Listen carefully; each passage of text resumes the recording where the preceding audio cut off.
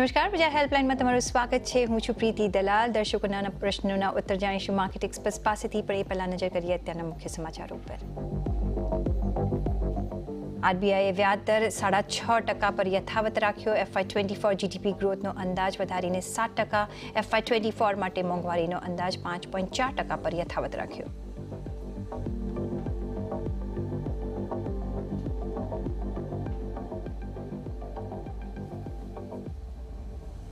$21,000ના સ્તર પર પહોંચ્યા બાદ બજારમાં ઉપલા સ્તરેથી આવ્યો ઘટાડો. સેન્સેક્સ નિફ્ટીમાં 0.5% તેજી સાથેનો કારોબાર, તો પોલિસી બાદ બેંક નિફ્ટીમાં ખરીદદારી યથાવત. બજારમાં રિયલ્ટી શેર્સ અને મેટલ શેર્સમાં ખરીદદારી સાથેનો માહોલ, તો સાથે ફાર્મા, ઓટો, એનર્જી સેક્ટર તરફથી દબાણ બની રહ્યું છે.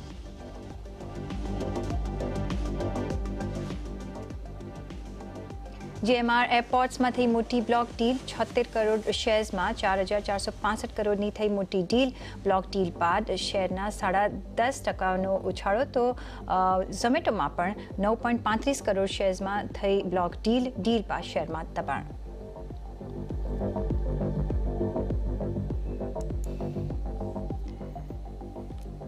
Good morning. અને આપણે આજે જોઈ રહ્યા છીએ આરબીઆઈ પોલિસી આવી ગઈ છે મોર હોકિશ નથી આજે, અને જે સ્ટેન્સ છે એ સેમ રખાયો છે. વિડ્રોલ ઓફ અકોમોડેશન રેટ્સમાં કોઈ ફેરફાર નથી કરાયા, અને જે જીડીપી અને ના જે અનુમાન હતા એ પણ સેમ રખાયા છે. ઓલ્ધો સીપીઆઈમાં થોડીક કદાચ ઇન બિટવીન આપણને વરી જોવા મળી શકે છે. પણ માર્કેટમાં આપણે નજર કરીએ તો આજે આપણે ફાઇનલી 21,000ના સ્તર જોયા નિફ્ટીમાં આવતા, પણ ત્યારબાદ એક થોડી વેચવાલી પણ આવતા જોઈ રહ્યા છે.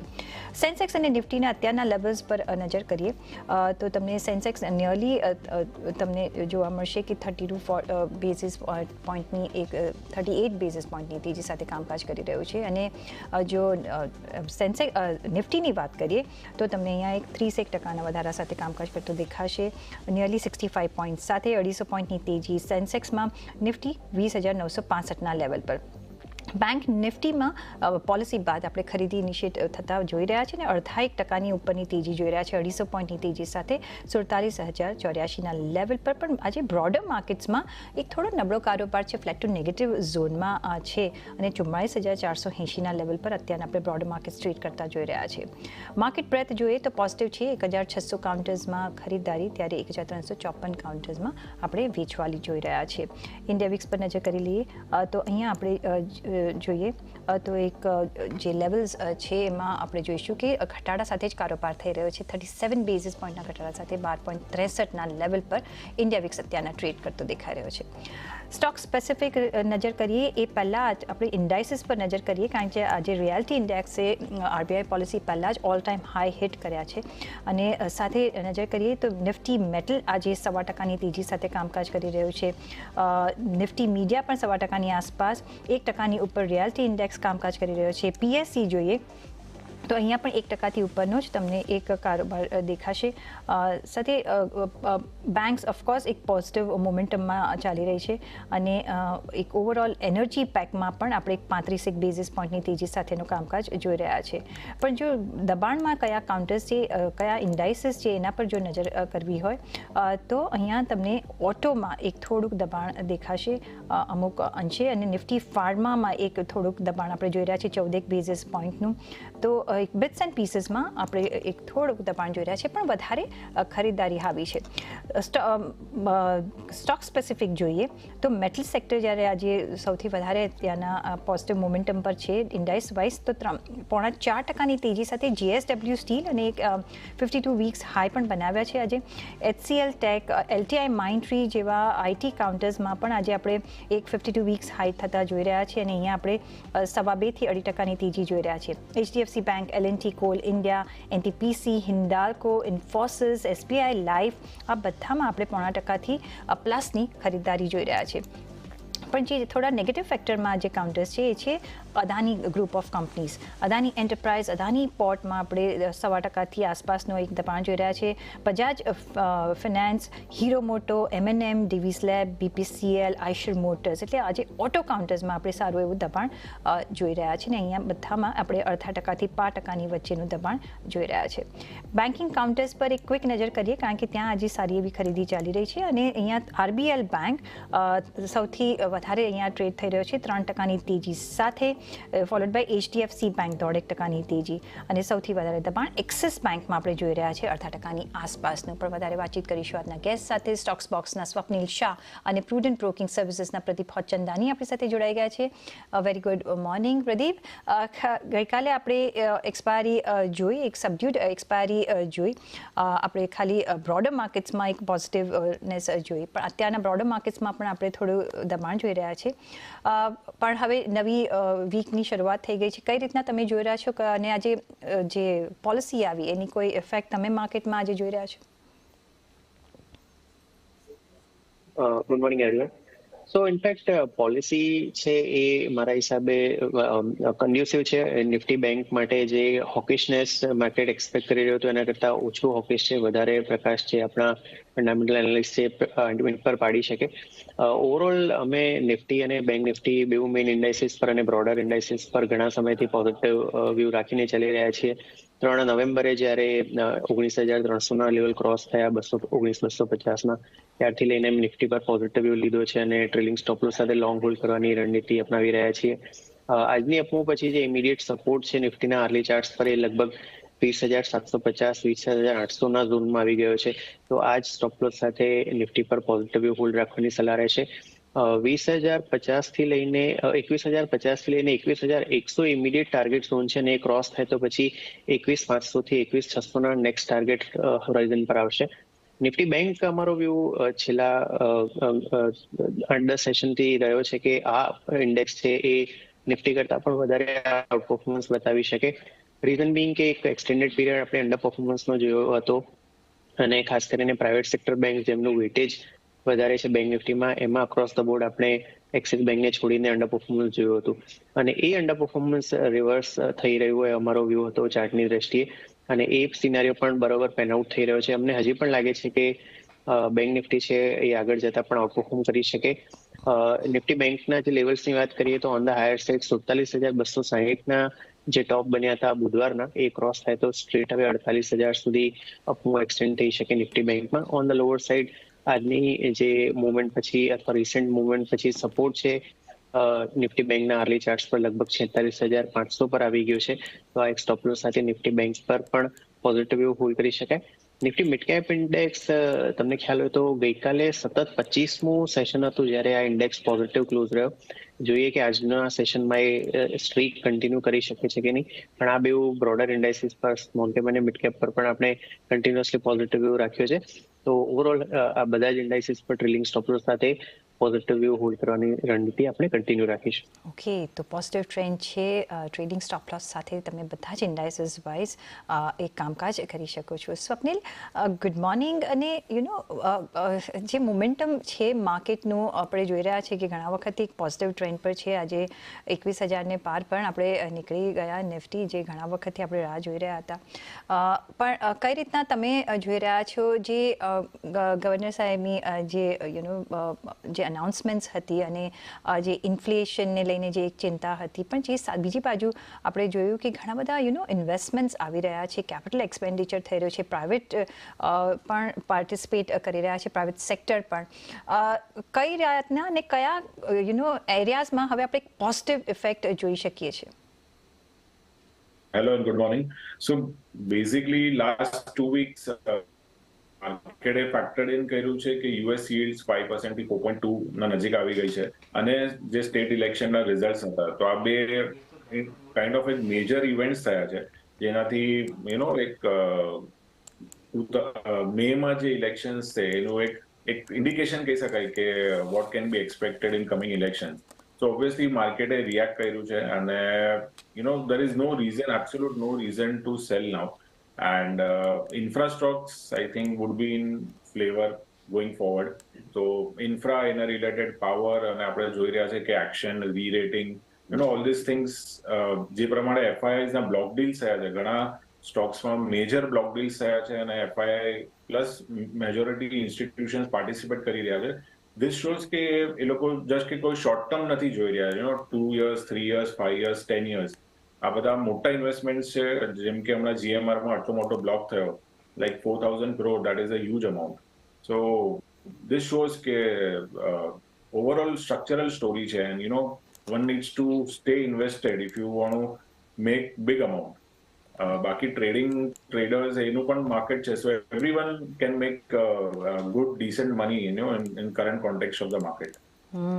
એબ્સોલ્યુટલી ને everybody is I think they will be making, because જે રીતે અટ્રેક્શન છે અને ઘણા બધા હાઉસ હોલ્ડ સેવિંગ્સ પણ હવે ઇક્વિટી માર્કેટમાં આવી રહ્યા છે. અને આપણે આરબીઆઈની ગવર્નરની સ્પીચમાં પણ સાંભળ્યું કે કઈ રીતના માર્કેટમાં પાર્ટિસિપેશન વધી રહ્યું છે. પણ આગળ ચાલીશું અને આપણા સવાલ જવાબ તરફ હવે વળીએ, કારણ કે ઘણા બધા સવાલ આવી ગયા છે. તો મહર્ષિ જોશીનો સવાલ છે, પ્રદીપ, પરાગ મિલ્કમાં એમને ફ્રેશ એન્ટ્રી કરવી છે શોર્ટ ટર્મ માટે, તો કરંટ માર્કેટ પ્રાઇસથી કરી શકાય એન્ટ્રી? તો પરાગ મિલ્ક ફૂડ્સમાં લગભગ આ વર્ષે 146% અપમૂવ અત્યાર સુધી આપણે જોઈ છે. આ અપમૂવ છે લગભગ 5 વર્ષના અંડર પરફોર્મન્સ પછી આવી રહી છે. મારા હિસાબે હજી પણ અપસાઇડ હેડરૂમ છે અને આજની આ અઠવાડિયાની મુવમેન્ટ જુઓ તો લગભગ 10-12 અઠવાડિયાના નેરો રેન્જમાં કોન્સોલિડેશન પછી આ અઠવાડિયે ફ્રેશ બ્રેકઆઉટ કન્ફર્મ થયું છે લગભગ 225ની ઉપર. તો મારા હિસાબે આ સ્ટોકમાં આ લેવલે પણ ફ્રેશ લોંગ બિલ્ડ કરી શકાય. ઓન ધ હાયર સાઇડ 276 જે સપ્ટેમ્બર 2019માં ટોપ બન્યો તો એક ઇમિડિયેટ ટાર્ગેટ છે ને 276ની ઉપર ચાલે છે તો પછી 344-350ના મેજર ટાર્ગેટ તરફ સ્ટોક આગળ વધશે. On the lower side 34 DMA નો એક ડિસેન્ટ સપોર્ટ 220ના આજુબાજુ છે, તો આ એક સ્ટોપ લોસ સાથે પરાગ ફૂડમાં પોઝિટિવ લઈ શકાય. તો પરાગ મિલ્ક ફૂડ્સમાં હજી પણ આપણે થોડી અપસાઇડ જોઈ રહ્યા છીએ. હજી આપણે ઘણી બધી અપસાઇડ એમાં જોઈ છે, એટલે પરાગ મિલ્સ પર તમે એક અત્યારના કરંટ માર્કેટ પ્રાઇસથી જો એન્ટ્રી લેવી હોય તો હજી વેઇટ કરવું જોઈએ, રાઈટ? થોડું ના, આઈ થિંક કરંટ લેવલ પણ એપ્રોપ્રિએટ છે, કેમ કે જે પ્રમાણે મેં એક્સપ્લેન કર્યું કે એક ડિસેન્ટ કોન્સોલિડેશન ફેઝ પછી એક ફ્રેશ બ્રેકઆઉટ જોવા મળે છે. તો જે સપોર્ટ લેવલ આપણે મેન્શન કર્યા એના સ્ટોપ લોસ સાથે આ લેવલે પણ એન્ટ્રી કરી છે. ઓકે, તો અત્યારના પણ તમે એક એન્ટ્રી કરી શકો છો. નેક્સ્ટ સવાલ જે આવી રહ્યો છે તનવીર બાદીનો વાંકાનેરથી. એમની પાસે 40,000 રૂપિયા છે, એનું ઇન્વેસ્ટમેન્ટ કરવું છે 3 વર્ષ માટે, તો કયા સ્ટોકમાં કરી શકાય, સ્વપ્નિલ? ઓકે, અહીંયાથી 3 વર્ષનો વ્યૂ છે. ઓકે, જે અમારા ટોપ પિક્સ છે, વન સ્ટોક એક રિયલ એસ્ટેટ માંથી હું સિલેક્ટ કરીશ, બિકોઝ અગેન અહીંયાથી ઓબેરોય રિયાલ્ટી અને પૂર્વંકરા બે સ્ટોક્સ હું સિલેક્ટ કરીશ રિયલ એસ્ટેટમાંથી, જ્યાં મને લાગે છે કે નેક્સ્ટ 2 વર્ષ બહુ બધા પ્રોજેક્ટ્સ વિઝિબિલિટી ક્લિયર છે. આજે જ મૂવ આવ્યો છે પૂર્વંકરામાં, I had earlier also recommended. અહીંયા મને આ સ્ટ્રોંગ લાગે છે આ સ્ટોક. રેસ્ટ અહીંયાથી એચડીએફસી બેંક એક સિલેક્ટ કરીશ અને ભારતી એરટેલ. આ 3 થી 4 recommendations I would pick for 3 years. HDFC bank અને ભારતી એરટેલ તરફ તમે નજર રાખી શકો છો. પણ એ સાથે જ અહીંયા એક બ્રેકનો સમય થઈ ગયો છે, તો એક બ્રેક લઈને પાછા ફરીશું. જોડાયેલા રહેજો અમારી સાથે.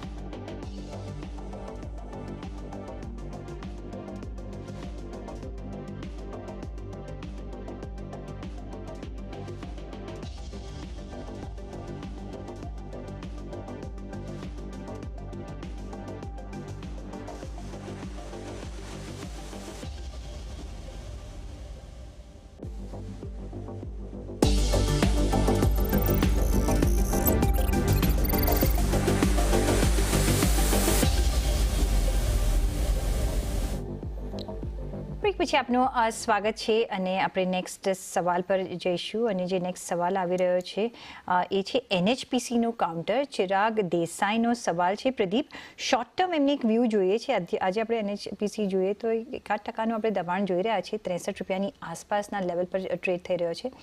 કઈ રીતના જુઓ છો short term targets?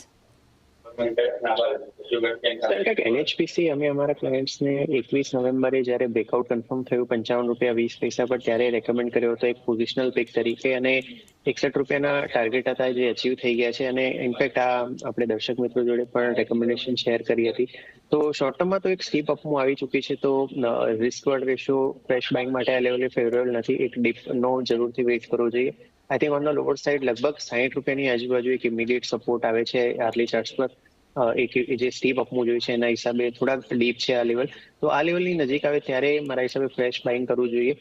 On the higher side 65 રૂપિયા 70 પૈસાના જે આજના ઇન્ટ્રાડે હાઈ છે એ ક્રોસ થાય છે તો પછી 70 થી 72 રૂપિયાના નેક્સ્ટ ટાર્ગેટ પોસિબલ છે. પણ જે પ્રમાણે મેં કીધું, એક બાયોન્ડિક્સની રણનીતિ અપનાવી જોઈએ કન્સિડરિંગ એક steep upmove in a short times પર.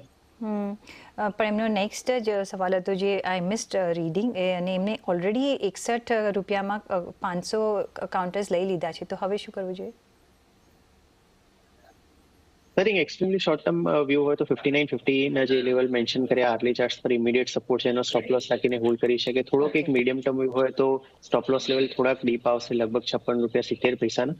તો ડિપેન્ડિંગ ઓન એમનો જે ટાઈમ ફ્રેમ હોય એમાં આ સપોર્ટ લેવલ્સને ધ્યાનમાં રાખીને હોલ્ડ કરી શકે. ઓકે, તો શોર્ટ ટર્મમાં 59.50 અને જો થોડું મિડ ટર્મ હોય તો 56.70ની આસપાસનો તમે સ્ટોપ લોસ રાખીને અહીંયા કામકાજ કરી શકો છો.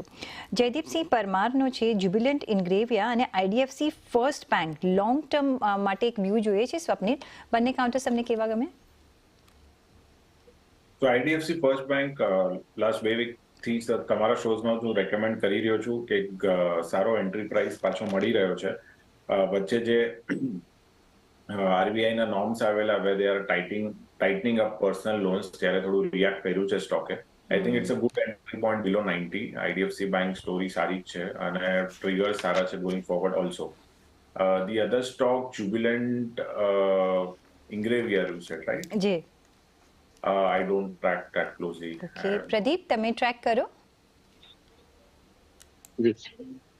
તો જ્યુબિલન્ટ ઇન્ગ્રેવિયામાં યર ટુ ડેટ જોવા જઈએ તો 15% ફોલ સાથે અત્યારે ઉભો છે, અને આ નીચેના લેવલથી એક રિકવરી આવ્યા પછી પણ આ સ્ટોક આટલો ડાઉન છે. એટલે કહી શકાય કે 2023 આ વર્ષ એક કરેક્શનનું રહ્યું છે. આઈ થિંક આ કરેક્શન અને કોન્સોલિડેશન પછી અને રિસન્ટ અપમૂવ પછી સ્ટોક ડેફિનેટલીના મીડિયમ ચાર્ટ્સ પર સ્ટ્રેન્થ જરૂરથી બતાવી રહ્યો છે. 200 DMA ની ઉપર સસ્ટેન થઈ રહ્યો છે. ડેલી ચાર્ટ્સની વાત કરીએ તો 461 462ની આજુબાજુ એક ઇમિડિયેટ હર્ડલ છે, અને એ ક્રોસ થાય છે તો પછી નેક્સ્ટ લેગ ઓફ અપમૂવ આ સ્ટોકને લગભગ 500-510ના લેવલ સુધી લઈ જઈ શકે. અને આ ઓવરઓલ સેટઅપ જોતા આની સારી એવી પ્રોબેબિલિટી છે. તો એક્ઝિસ્ટિંગ લોંગ હોલ્ડ કરવાની સલાહ રહેશે. ફ્રેશ લોંગ માટે 461નું ક્રોસઓવર અવેઇટ કરવું જોઈએ, અને એક્ઝિસ્ટિંગ લોંગ માટે હું જે સપોર્ટ અથવા સ્ટોપ લોસ મેન્શન કરી છે લગભગ 430નું સજેસ્ટ કરીશ, જ્યાં આગળ 34 DMA અને 200 DMA ના ડિસન્ટ સપોર્ટ છે. 430ના સ્ટોપ લોસ સાથે હોલ્ડ કરો. 461ની ઉપર જાય છે તો 500 ઉપરના લેવલ જોવા મળી શકે. તો 430ના સ્ટોપ લોસથી અહીંયા આપણે કામકાજ કરવાનું છે. 460ની પાર જાય છે તો આપણે એક વધારે અપવર્ડ મુવમેન્ટ જોઈ શકીએ છીએ. 461થી 500ના ટાર્ગેટ્સ અહીંયા જોઈ રહ્યા છે. એ સાથે જ અહીંયા એક બ્રેકનો સમય થઈ ગયો છે, તો એક બ્રેક લઈને પાછા ફરીથી જોડાયેલા રહેજો અમારી સાથે.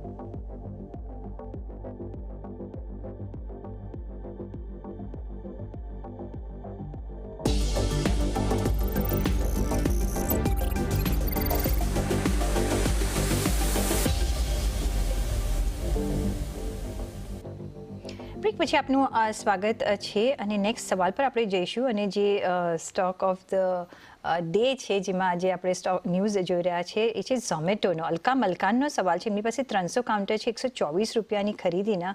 હવે નેક્સ્ટ ટાર્ગેટ આપણે શું જોઈ રહ્યા છે? આજે આપણે જોયું છે કે સોફ્ટ બેન્કે ફર્ધર એક એમનો સ્ટેક ઓફલોડ કર્યો છે. તો નેક્સ્ટ ટાર્ગેટ આપણે શું જોઈ રહ્યા છે પ્રદીપ? પહેલાં તો 2022 કેલેન્ડરમાં મોટા કરેક્શન પછી 2023 કેલેન્ડરમાં એક મોટો ઉછાળો આપણે જોયો છે ને ઓલમોસ્ટ ડબલ થઈ ગયો છે. ઇનફેક્ટ ડબલ કરતા પણ વધારે 104% રિટર્ન સાથે ઝોમેટો અત્યારે કરી રહ્યા છે કામ. મારા હિસાબે ટ્રેલિંગ સ્ટોપ લોસની રણનીતિ અપનાવી જોઈએ. આટલી સ્ટીપ અપ મૂવ પછી અગર જો સપોર્ટ લેવલ તૂટે છે તો ડીપર કરેક્શન આવી શકે. શોર્ટ ટર્મના વ્યૂથી લીધા હોય તો 112 113 એક ડિસન્ટ સપોર્ટ છે. ઓન ધ હાયર સાઇડ 126.35ના જે લાસ્ટ મંથના ટોપ બન્યા છે એ ક્રોસ થાય છે તો પછી 142 તરફ જઈ શકે આ સ્ટોક. તો 112.50 સપોર્ટને ધ્યાનમાં રાખીને હોલ્ડ કરવાની સલાહ રહેશે. ઓકે, તો 112.50 તમે એક સ્ટોપલોસ સાથે અહીંયા કામ કરી શકો છો. 125 126ની ઉપર જાય તો આપણે 140 પ્લસના ટાર્ગેટ્સ અહીંયા જોઈ રહ્યા છે. સાથે જ નેક્સ્ટ સવાલ જે આવી રહ્યો છે એના માટે આપણી સાથે દર્શક મિત્રો જોડાઈ રહ્યા છે સુરતથી ઘનશ્યામ સાવલિયા. જી સર, સવાલ પૂછો આપનો. મેમ, મારી પાસે 231ના ભાવના 100 શેર છે ટાટા પાવરના. તો 5 વર્ષનો હોરાઇઝન છે, મારે રાખી શકું છું. અને બીજું પૂછવાનું હતું, હેપી સ્માઇલ ટેકનોલોજી, એમાં અત્યારે એન્ટ્રી કરી શકાય? ઓકે, કેટલા વખત માટે તમારે કરવી છે? લોંગ ટર્મ કે શોર્ટ ટર્મ?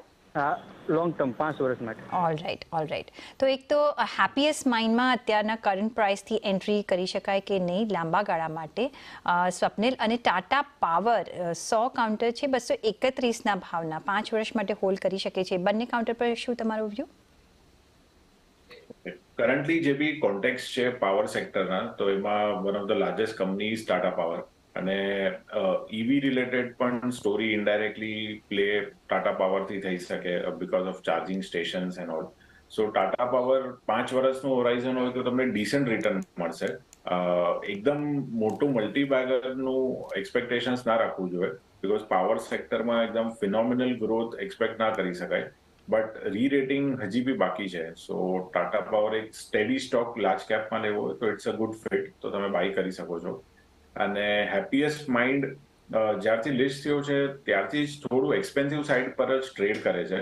સો 5 years માટે મારું પર્સનલ માનવું છે કે હું ઓપ્ટ નહીં કરું હેપીએસ્ટ માઇન્ડ. આઈ થિંક બીજા IT stocks, may be stocks like KPIT, that I would prefer, if you want to play 5 years, કે જે ત્યાં એનું કામ છે એ વધારે નેક્સ્ટ 2-3 years એ બૂમિંગ ઇન્ડસ્ટ્રી છે. So I would prefer a stock like KPIT instead of. Okay, તો હેપીએસ્ટ માઇન્ડમાં અમારું એટલું પોઝિટિવ મત નથી જોઈએ કારણ કે તમારે 5 વર્ષ માટે રોકાણ કરવું છે. પણ તમે એના બદલે KPIT ટેક બાય કરી શકો છો 5 વર્ષના હોરાઇઝન માટે. જો તમે જોતા હોય તો અત્યારના લેવલથી KPIT take bye level entry કરી શકાય? જી, ઓકે, અત્યારના તમે એન્ટ્રી કરી શકો છો ને ઓફકોર્સ ટાટા પાવર છે એ તમે જે હોલ્ડ કરી રાખ્યા છે તમે હોલ્ડ કરી શકો છો. નેક્સ્ટ સવાલ પર જઈએ. બિપિન પ્રજાપતિનો આવ્યો છે. એમની પાસે અદાની વિલ્મર 600 કાઉન્ટર છે 340ના ભાવના અને એ લોંગ ટર્મ માટે એમને આ ઇન્વેસ્ટમેન્ટ કર્યું છે. તો જો સ્વપ્નિલ આ કન્ટિન્યુ કરી શકાય હોલ્ડિંગ? અદાની વિલ્માર, ઓકે. સો ઓફલેટ જે બી અદાની ગ્રુપ્સ રિલેટેડ જે બી ડેવલપમેન્ટ્સ થયા છે પોઝિટિવ સાઇડ પર છે. આ એક બિઝનેસ છે જ્યાં જેનું FMCG રિલેટેડ કહી શકાય ઇનડાયરેક્ટલી. સો જ્યાં સારો બિઝનેસ છે અને એનું વેલ્યુએશન્સ પણ આ ભાવ પર એકદમ ડિસેન્ટ છે. સો વિધિન અદાની ગ્રુપ એક સારી કંપની જો એકદમ લો વેલ્યુએશન્સ પર મળે તો એ અદાની વિલ્માર છે. So I think you should stay invested. Yes, stay invested. તમે અહીંયા ઇન્વેસ્ટમેન્ટ ચાલુ રાખી શકો છો. સાથે નેક્સ્ટ જે સવાલ છે એ સવાલ આવી રહ્યો છે L&T ફાઇનાન્સ હોલ્ડિંગ પર હેતલ મોદીનો સવાલ છે. પ્રદીપ, 120ના પ્રાઇસના છે, હોલ્ડ કરવા જોઈએ કે નીકળી જવું જોઈએ? ચાર્જ કેવા લાગે? એલએનટી ફાઇનાન્સનો ચાર્ટ સારા લાગે છે અને એક ઘણા લાંબા સમયના અંડર પરફોર્મન્સ પછી સ્ટોકમાં આપણે એક ડિસન્ટ આઉટ પરફોર્મન્સ આ વર્ષે જોયું છે અને આઈ થિંક એક સારી એવી પ્રોબેબિલિટી છે કે 198-99ના જે 2017માં ટોપ બન્યા હતા એ આગળ જતા રિટેસ્ટ થઈ શકે આ અપમૂવમાં. તો હોલ્ડની સલાહ રહેશે. ઓન ધ લોઅર સાઈડ જે સપોર્ટ જે છે જે સ્ટોપ તરીકે રાખી શકાય એ લેવલ શોર્ટ ટર્મ માટેના ચાર્ટ્સમાં 140-41નું છે. તો આ એક સપોર્ટને ધ્યાનમાં રાખીને પોઝિટિવ હોલ્ડ કરી છે. ઓકે, તો તમે હોલ્ડ કરી શકો છો. પણ પ્રદીપ, આઈ થિંક એ સાથે જ તમારી પાસેથી રજા લેવાનો સમય થઈ ગયો છે, તો આપના કોઈ ડિસ્ક્લોઝર્સ? જી, કાર્યક્રમ દરમિયાન ડિસ્કસ કરેલા સ્ટોક્સમાં ક્લાયન્ટ્સનું વ્યક્તિગત અથવા અમારા રિલેટિવ્સનું હોલ્ડિંગ હોઈ શકે. આ શોપલ આ બદલ તમારો ખૂબ ખૂબ આભાર. છે તમારો પણ ઘણો આભાર પ્રદીપ અમારી સાથે જોડાવા બદલ. તો બ્રેક લઈશું, પણ બ્રેક બાદ ઓફકોર્સ સ્ટોક્સ બોક્સના સ્વપ્નિલ તો આપણી સાથે જોડાયેલા રહેશે જ, પણ ટેકનિકલ એક્સપર્ટ તરીકે એસએસજે ફાઇનાન્સના વિરલ છેડા આપણી સાથે જોડાશે. અને બ્રેક પર જતાં પહેલાં એક બીજી ઇન્ફોર્મેશન પણ આપી દઉં કે હવેથી CNBC બજારની અપડેટ મેળવો વોટ્સએપની ઓફિશિયલ ચેનલ પર. સબસ્ક્રાઇબ માટે સ્ક્રીન પર આપેલો કોડ સ્કેન કરો અને મેળવો બજારને લગતા ન્યૂઝનો તમામ જાણકારી તમારી માતૃભાષા ગુજરાતીમાં.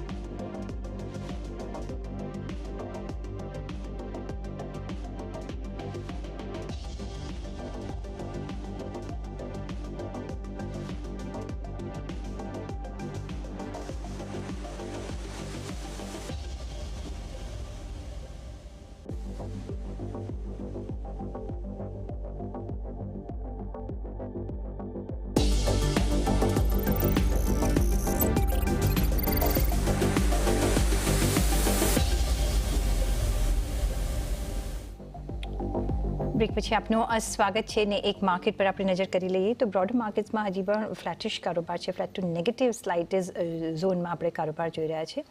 બેંક નિફ્ટીમાં સ્લાઇટ વેચવાળી જોઈ રહ્યા છે. અત્યારના આપણે 42 બેઝિસ એટલે 10 બેઝિસ પોઈન્ટનું થોડુંક આપણે ડાઉનવર્ડ ટ્રેન્ડ જોઈ રહ્યા છે અને સેન્સેક્સ અને નિફ્ટીમાં નિયરલી 35 બેઝિસથી 42 બેઝિસ પોઈન્ટનો પોઝિટિવ કારોબાર અત્યારના અહીંયા ચાલી રહ્યો છે.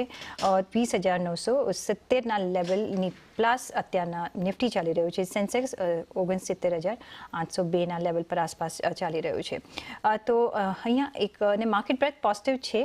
1,551 કાઉન્ટર્સમાં ખરીદી ત્યારે 1,413 કાઉન્ટર્સમાં આપણે વેચવાલી જોઈ રહ્યા છે. તો એક નેરો રેન્જમાં અત્યારના સ્લાઇટ માર્કેટ ચાલી રહ્યું છે. મોર ઓર લેસ સેમ ગ્રાઉન્ડ્સ પર ચાલી રહ્યું છે.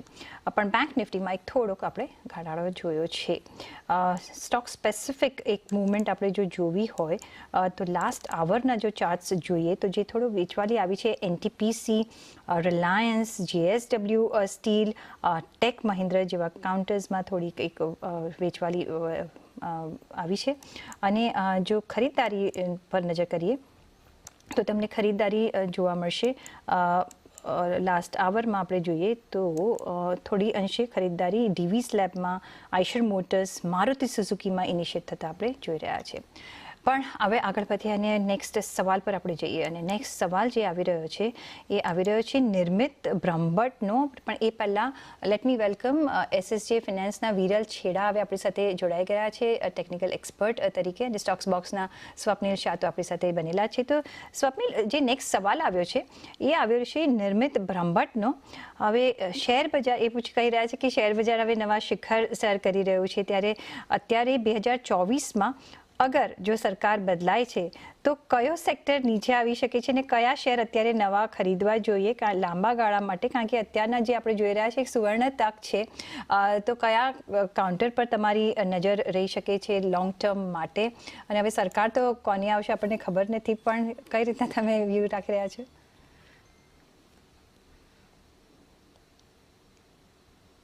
એક સરકાર બદલે તો કયા સેક્ટર્સ પડી શકે, રાઈટ? કયા પડી શકે અને ક્યાં અત્યારના મોકો છે ખરીદવા માટે, કયા ઉપર આવી શકે? ઓકે. તો સરકાર કઈ આવશે એ તો આપણે મે 2024માં ખબર પડશે. તો અને ઓબ્વિયસલી એક સેન્ટિમેન્ટલ રિએક્શન આવશે. સો અને ઇન્ફ્રા રિલેટેડ સ્ટોક્સ વધારે પડશે. પણ આ મે 2024ની વાત થઈ ગઈ. અત્યારે જે કયા સેક્ટર્સમાં ફોકસ રાખવું જોઈએ, તો again the answer is around infra, around energy, around PSU stocks. કારણ કે ઘણા PSU સ્ટોક્સ હજી બી market cap wise valuations attractive છે. For example a stock like Oil India P wise જોવો કે કમ્પેર ટુ બીજા ઓઇલ કંપનીઝ ગ્લોબલી જોવો તો ઘણો મલ્ટિપલ ઓછો છે એનો. તો અહીંયા વેલ્યુ ઘણી છે. Stock like IOC again no doubt હમણાં શોર્ટ ટાઈમમાં વધ્યા છે, બટ ઓવરઓલ કોન્ટેક્સમાં જોઈએ તો ઘણા અંડર વેલ્યુ છે. I had recommended strongly stocks like NHPC, SJVN, since 1 year back. તો કાઇન્ડ ઓફ રી-રેટિંગ જે થઈ રહ્યા છે. સો ખાલી એવું નહીં જોવાનું કે નીચેથી 20-30% શોર્ટ ટાઈમમાં વધ્યા છે, બટ ઓવરઓલ કોન્ટેક્સ્ટ બહુ ઇમ્પોર્ટન્ટ છે. સો એમાં ઘણા PSUs હજી બી અંડર વેલ્યુ છે. તો my focus on sectors would be PSU stocks, to certain extent infra and power related stocks. Stocks અને ઇન્ફ્રા અને પાવર રિલેટેડ પ્રોજેક્ટ્સમાં તમારે નજર રાખવી જોઈએ. સરકાર કોની આવશે આપણને ખબર નથી, પણ આપણી ઇકોનોમી અને equity markets are going strong, એટલે તમારે એ ચિંતા કરવાની જરૂર નથી. તમે તમારા ઇન્વેસ્ટમેન્ટ પર ધ્યાન આપજો અને અહીંયા જે એરિયાઝ બતાવ્યા છે ત્યાં તમે રોકાણ કરી શકો છો. નેક્સ્ટ સવાલ પ્રવીણસિંહ પરમારનો છે. વિરલભાઈ, મદ્રાસ ફર્ટિલાઇઝર 89 રૂપીઝની એમની ખરીદી છે. 500 રૂપિયામાં એમને ખરીદ્યા છે, 500 કાઉન્ટર્સ ખરીદ્યા છે 89 રૂપીઝમાં. એક મહિનાનો ટાર્ગેટ તમે શું જોઈ રહ્યા છો? આજે આપણે જોઈએ તો 3% ઉપરની તેજી જોઈ રહ્યા છે. 103ની આસપાસ આ કાઉન્ટર ટ્રેડ કરી રહ્યો છે. Good afternoon. અગર આપણે મદ્રાસ ફર્ટિલાઇઝરનો અગર થોડું લાંબા સમય ચાર્ટ જોવા જઈએ તો આપણે જોઈ શકાય છે કે 75 અને 90ના વચમાં સારો એવો રેન્જમાં ટ્રેડ કર્યો હતો અને આ સપ્તાહમાં આપણે જોઈએ અને વોલ્યુમ સાથે બ્રેકઆઉટ આપ્યો છે. ઓવરઓલ બધા ફર્ટિલાઇઝર સ્ટોક સારા ચાલ્યા છે અને અત્યારે આપણે જોઈએ તો ઓલમોસ્ટ 26-27% જેટલું રાઇઝ આપી ગયું છે. ઉપરમાં હજી મારા હિસાબે અહીંયાથી 110 થી 115 સુધીના લેવલ્સ જોવા મળી શકે છે. તો અત્યારે હોલ્ડ કરીને ચાલી શકે છે. એમને સ્ટોપ લોસ ટ્રેલ કરવાની જરૂર રહેશે ને અત્યારે મારા હિસાબે સ્ટોપ લોસ અરાઉન્ડ 90 ના આસપાસ મૂકીને હોલ્ડ કરી શકે છે. ઉપરમાં 110 ને 150 ના વચમાં આવે તો એ લેવલ્સ પર પ્રોફિટ બુક કરવાની સલાહ રહેશે. ઓકે, તો મદ્રાસ ફર્ટિલાઇઝર પર અત્યારના તમારે હોલ્ડ કરીને તમે ચાલી શકો છો. આપણે એક સારા ગેઇન્સ જોઈ રહ્યા છે ને ત્યારના એ લેવલ્સ પર આવે ત્યારે તમે એક પ્રોફિટ બુક કરી શકો છો. આઈ થિંક કયા લેવલ્સ કીધા વિરલભાઈ વન્સ અગેન? 110 થી 115 ના આપણે ટાર્ગેટ જોઈ રહ્યા છે અને 90 રૂપિયાનો સ્ટોપ લોસ તમારે રાખવાનો છે. નેક્સ્ટ યાકુબ અલી સૈયદનો સવાલ છે. એમની પાસે 100 શેર છે એક્સિસ બેંકના અને 205 રૂપિયાના છે. ઘણા જૂના છે અને હજી પણ એ 5 વર્ષ માટે હોલ્ડ કરી શકે છે. તો શું કરવું જોઈએ? હવે એક્સિસ બેંક જોઈએ તો અત્યારના જો એમને હોલ્ડ કરી રાખ્યા છે તો એમને સારા એવા ગેઇન્સ થઈ રહ્યા છે. 1113ની આસપાસ અત્યારના કાઉન્ટર ચાલી રહ્યો છે એટલે ફૂલ એમને ગેઇન થઈ રહ્યો છે. પણ બીજા 5 વર્ષ માટે હોલ્ડ કરી શકાય સ્વપ્નિલ, કે થોડો પ્રોફિટ બુક કરવો જોઈએ કે શું રણનીતિથી આગળ વધવું જોઈએ? યસ, અત્યારે કોઈ રીઝન નથી એક્ઝિટ કરવાનું. Overall Axis bank one of the top 3 private banks in India. Stocks જે પ્રમાણે ગ્રોથ કરી રહ્યું છે, જે પ્રમાણે ઇન લાઇન વિથ બેન્કિંગ જે એનું શેર છે એ ગ્રેજ્યુઅલી ઇન્ચઅપ જ થઈ રહ્યું છે અને એના જે બધા સેગમેન્ટ છે ત્યાં ડિસેન્ટ ગ્રોથ છે. સો ઇફ ઘણા ટાઈમથી હોલ્ડ કરે છે અને હજી બી જે સ્ટોરી ઇન્ટેક્ટ છે તો I feel keep holding. there is absolute no reason to exit. બી પ્રોફિટ હમણાં બુક નહીં કરવું જોઈએ, રાઈટ? રાઈટ, હોલ્ડ કરવું જોઈએ. ઓકે, તો હોલ્ડ કરો સર. તમને આટલું બધું તમે વેઇટ કર્યું છે. 200 રૂપિયાનો હમણાં તો તમને 1104 એટલે 5 ફોલ્સથી તમને એક પ્રોફિટ થઈ રહ્યો છે. વધારે પ્રોફિટ થઈ શકે છે એટલે પ્લીઝ હોલ્ડ ઓન તમે કરી રાખજો. પણ સાથે મારે એક બ્રેક લેવાનો સમય થઈ ગયો છે તો એક બ્રેક લઈને પાછી ફરી જોડાયેલા રહેજો.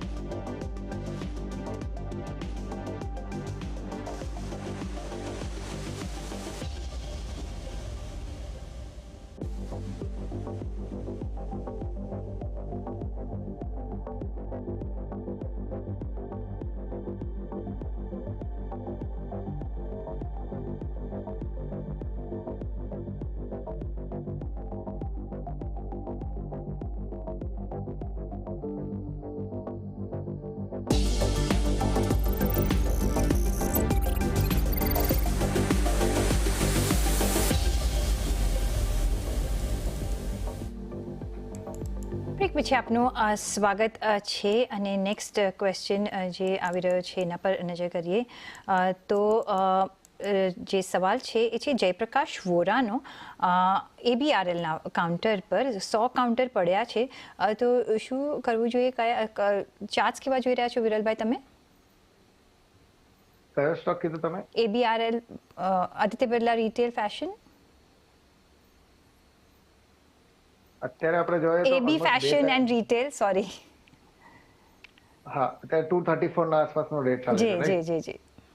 એમાં પણ આપણે જોઈ શકીએ છીએ કે નીચેમાં થોડો કોન્સોલિડેશન પછી એમાં આપણને આપવું જોવા મળેલું, ઓલમોસ્ટ ઉપરમાં 242 ના આસપાસના હાઈસ બનાવ્યા, ત્યાંથી આપણે થોડું અત્યારે કરેક્શન જોવા મળે છે.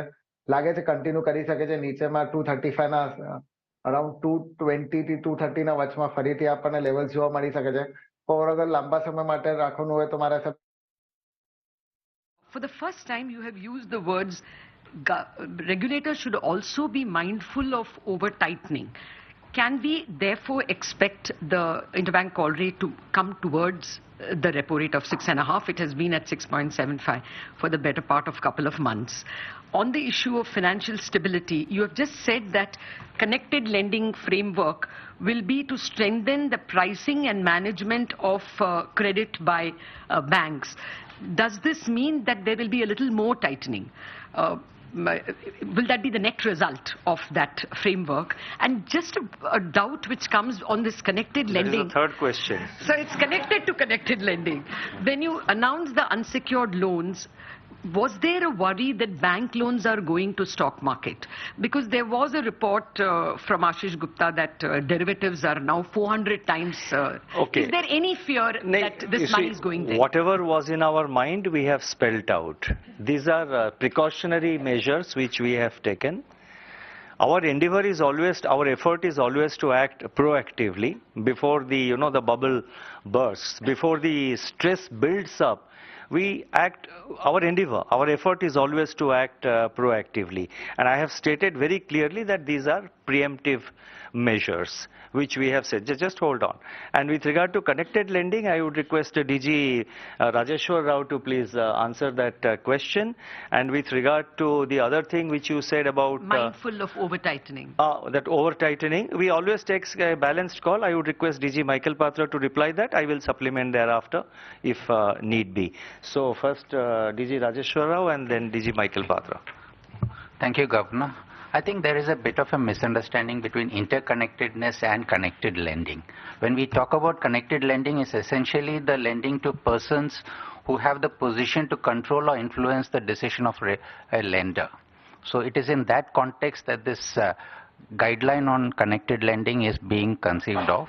Right now the regulations vary between the regulated entities. There are scattered provisions. So in order to bring about uniformity in the process of these regulations, we are coming out with some draft guidelines which will help to clarify the position and have a uniformity in the regulatory approach to connected lending amongst all regulated entities. If you've noticed, in the first few days of December, the call rate has already started gravitating towards the repo rate. And in fact, on the 4th or 5th, it was 6.45 sub-repo. And you will see that this is coincidental with government spending. Government balances have been coming down, and therefore, so the previous tightness was also associated with a build-up of balances. Okay, and on the over-tightening, I think I'll let the author. You see, we have always tried to take a balanced call. And this is not the first time that we have said what is our monetary policy as prescribed in the law. Primary target is price control in terms of maintaining 4% inflation, which I have emphasized. I have emphasized it very clearly in my statement that 4% is our target. I mentioned it again here in my opening remarks. And the law also requires that we have to keep in mind the objective of growth. Last year in May, we spelled out that when we shifted our focus from, when we shifted our focus and prioritized inflation over growth, that same approach continues. There is no change in that stance. It is to place things in the particular perspective. I have tried to explain the overall approach that central banks adopt, and in particular the approach that Reserve Bank has been approaching. Our decisions, as I have said, are dependent on two major parameters, that is inflation and growth. Inflation is our top priority now. We have still a distance to cover to reach 4%. So therefore, the use of the risk of over-tightening should be read along with the previous part, the previous sentence, where I think I have said that a few months of good data should not push us into some kind of a complacency. And the fact that inflation has come within the target range also should not lead to any kind of complacency. So a mention of the word over-tightening should not be read as, it would be wrong to think or assume that a change of our approach, or that, any kind of loosening, etc., is round the corner. That's not on the table at the moment. Let me be very clear. It's not at all on the table. Look at the inflation numbers. We have said, look at the inflation trajectory. So we still have a distance to cover. So if I may persist, was the stock market exuberance one reason? Do you fear bank money going there? No, I think, that's a, that's a very hypothetical question. There have been anecdotal write-ups, but we are mindful of all possible, we are mindful of all possible risks building up. For stock markets, there is a stock market regulator. The stock market regulator, that is SEBI, monitors what is happening in the stock markets. And if there is something happening which is of concern to the SEBI, or it comes to the notice of SEBI, I am sure they will bring it to our notice.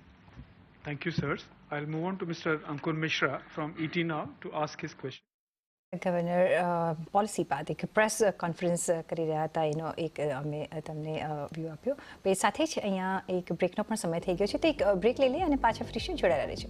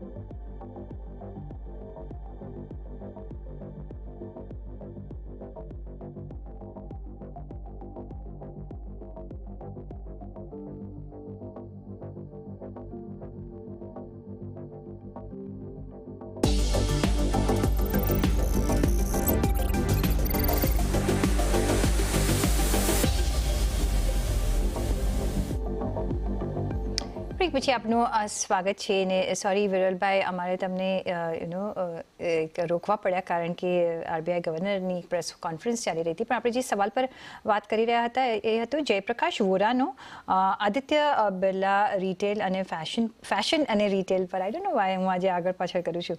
એમની પાસે 100 counter છે, શું કરવું જોઈએ? મારા હિસાબે long term માટે hold રાખવું જોઈએ. અહીંયાથી આપણને નો ડાઉટ થોડું બહુ કરેક્શન જોવા મળી શકે છે. ફરીથી 225 230 વચમાં લેવલ્સ આવી શકે છે. પણ ઓવરઓલ લાંબા સમય માટે મને લાગે છે અહીંયાથી 290 થી 320 લેવલ્સ એમને ફરીથી જોવા મળી શકે છે. તો આ લેવલ્સ પર હોલ્ડ કરી શકે છે. નીચેમાં એમને સ્ટોપ લોસ અરાઉન્ડ 205 આસપાસનો સ્ટોપ લોસ સાથે હોલ્ડ કરી શકે છે. ઓકે, તો તમે અત્યારના હોલ્ડ કરી શકો છો. આ કાઉન્ટરને પાછું એક અપમૂવ દેખાડી શકે છે. નેક્સ્ટ સવાલ ભૂમિ શાહનો છે. સ્વપ્નિલ, એમને 3-4 કાઉન્ટર્સના એક ઓપ્શન્સ આપ્યા છે, JSW ઇન્ફ્રા, ગેલ અને ઇરેડા અને HFCL માં એમને મીડિયમ ટર્મ માટે રોકાણ કરવું છે. તો કયા બે સ્ટોક્સ તમને વધારે પસંદ છે? I would prefer GAIL and JSW Infra. આ બે હું ટ્રેક બી કરું છું અને ટ્રિગર્સ સારા છે. HFCL I'm not that keen. So my top 2 bets would be JSW Infra and GAIL.